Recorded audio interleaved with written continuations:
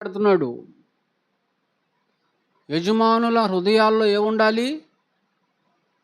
వాక్యం ఉండాలి. తర్వాత ఏం చేయాలో తెలుసా? నీ కుమారులకు వాటిని అభ్యసింపచేసి అంటే అభ్యాసం అంటే ఏంటి? అభ్యాసము విద్య, నేర్చుకోవటం అంటే నేర్పించు. వారికి ఈ మాటలు వంట పట్టాలి. పిల్లలకు వంట పట్టేటట్టుగా చేయాలి. మీరు ముందు మీ హృదయంలో వాక్యం ఉండాలి. తర్వాత దానిని మీ పిల్లలకు మీరు అభ్యసింప చేసి చెప్తున్నాడు. చూడండి, ఎప్పుడెప్పుడు అభ్యాసింప చేయాలో. ఎంట కూర్చున్నప్పుడు, త్రోవలో నడుచున్నప్పుడు, పండుకునేటప్పుడు, లేచినప్పుడు. అది వేటిని గురించి మాట్లాడాలి? దేవుని వాక్యమును గురించి మాట్లాడాలి. సూచనగా వాటిని నీ చేతికి కట్టుకోవాలి. భాష్కముల వలె ఉండాలి. నీ ఇంటి ద్వార బంధకముల మీద కూడా ఉండాలి. నీ గౌని మీద కూడా వాటిని రాయాలి. అంటే మీ పిల్లలు కళ్ళు తెరిచి చూస్తే అయ్యే కనపడాలా. ఏమైనా వినాలి అనుకుంటే అవే వినపడాలా. ఏమైనా మాట్లాడాలి అనుకుంటే అవే మాట్లాడాలా.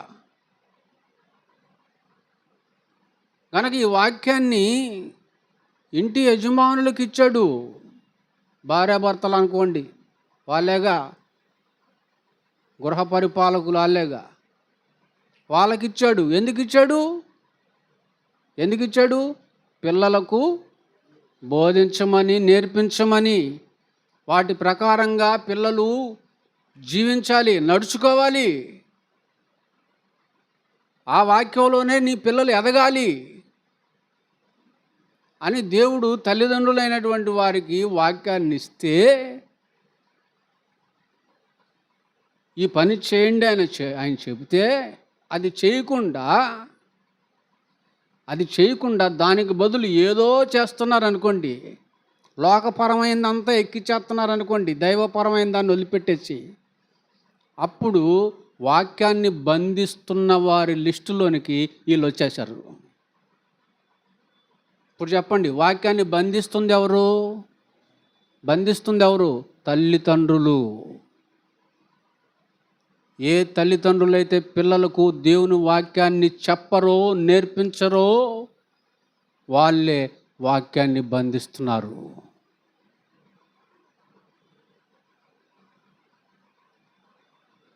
సంఘంలో ఉన్నటువంటి విశ్వాసులు దేవుని వాక్యాన్ని నేర్చుకోకుండా నామకార్థంగా వస్తూ పోతూ ఉంటే వాళ్ళు కూడా వాక్యాన్ని బంధిస్తున్నట్టే. మీరు వాక్యాన్ని బాగా నేర్చుకోవాలా. నేర్చుకున్నటువంటి వాక్యాన్ని సమాజంలో అనేకులకు ప్రకటించాలా. మీ ద్వారా కొందరైనా మార్చబడి దేవుని దగ్గరికి, వాక్యమనే వెలుగు దగ్గరికి రావాలా. అది మీ ద్వారా జరగకపోతే వాక్యాన్ని మీరే బంధిస్తున్నారు. అంతే. పాస్టర్ గారు చెప్తాడులే, పాస్టమ్మ గారు చెప్తారులే, మరి మీరేం చేస్తారు?